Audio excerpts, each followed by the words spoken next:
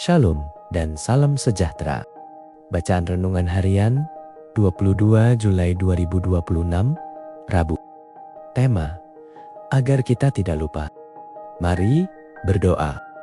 Bapa Surgawi, masa ini kami mau membaca firman Tuhan. Kami memohon, biarlah kiranya Roh Kudus Bapa masuk ke dalam hati dan pikiran kami, agar kami bersedia menerima firman-Mu. Dalam nama Yesus, kami berdoa, amin.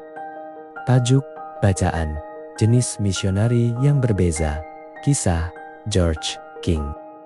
Ayat inti, seperti hujan dan salji turun dari langit dan tidak kembali ke sana, melainkan membasahi bumi. Demikianlah firman yang kusampaikan. Ia tidak akan kembali kepadaku dengan sia-sia, melainkan akan melaksanakan apa yang kukehendaki dan berhasil dalam apa yang kusuruh kepadanya. Yesaya 55 ayat 10 dan 11.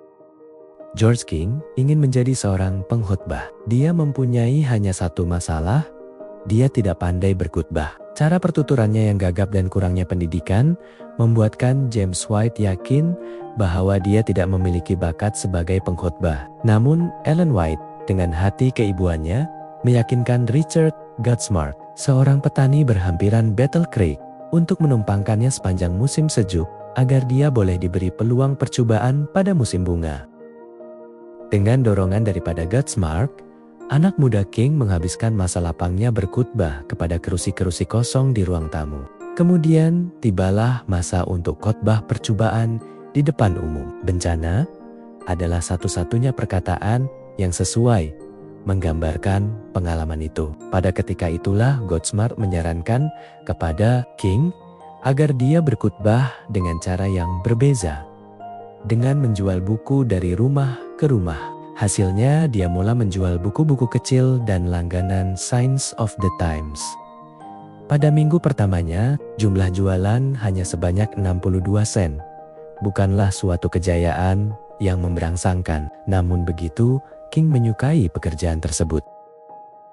Sebaliknya, penginjil literatur ini yang ingin menjadi pengkhotbah sangat berhasrat untuk melihat ketiga-tiga perhabaran malaikat disampaikan kepada orang ramai. Maka, pada musim luruh tahun 1880, dia meyakinkan pengurus rumah penerbitan Adventist di Battle Creek untuk menjilidkan buku Uriah Smith tentang Daniel dan Wahyu dalam satu jilid, supaya dia boleh menjualnya. Jika jilid itu mengandungi ilustrasi menarik tentang binatang-binatang dan simbol-simbol lain yang dibincangkan, dia yakin dia dapat memasarkan buku tersebut dengan mudah.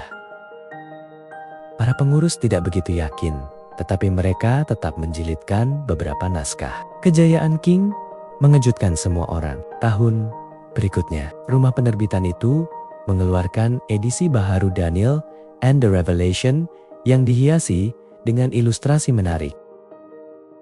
Dengan kejayaan King yang semakin berkembang dan kemampuannya merekrut dengan penuh semangat, tidak lama kemudian orang lain turut menyertai bidang tersebut. Dan dengan itu, satu kerjaya Adventist yang baharu pun wujud.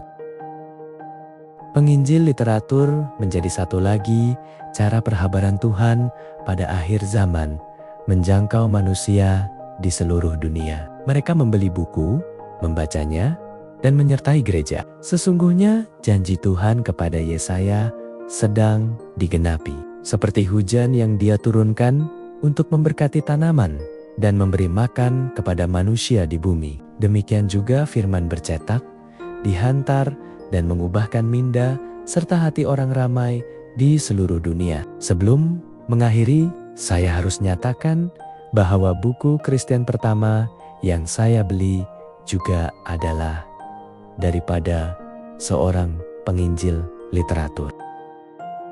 Pengajaran daripada kisah George King, hanya karena kita tidak boleh berkhotbah, tidak bermakna Tuhan tidak dapat menggunakan kita semua. Demikianlah bacaan renungan kita hari ini. Tuhan memberkati kita semua. Amin.